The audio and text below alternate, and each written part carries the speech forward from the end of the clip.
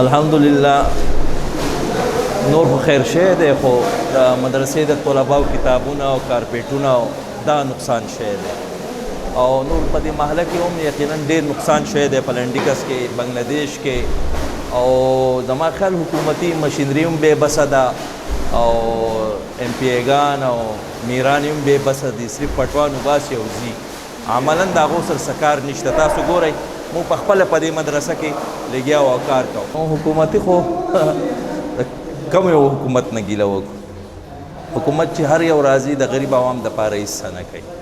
یقینا په دې وخت کې په سوات کې په سیلابي صورتحال کې حکومتي مشینرو ته، عوامي نمایندګانو ته پکار دی چې هغه راشي خپل کردار ادا کړي. کم خلک غریب دي، د هغو کورونه ارتاو شوي دي، بې بسه دي، د هغو سره د خلک هم کومک وکړي، حکومت دې ورسره هم کومک وکړي. زموږ خو د مدرسې دا کتابونه دي، کارپیټونه دي، دا خو الحمدلله موږ په خپله هم اخیستی شو د جومات او مدرسې له، خو چې کوم غریبانان خلک دی هغه بسه کوي، هغه بې بسه دي.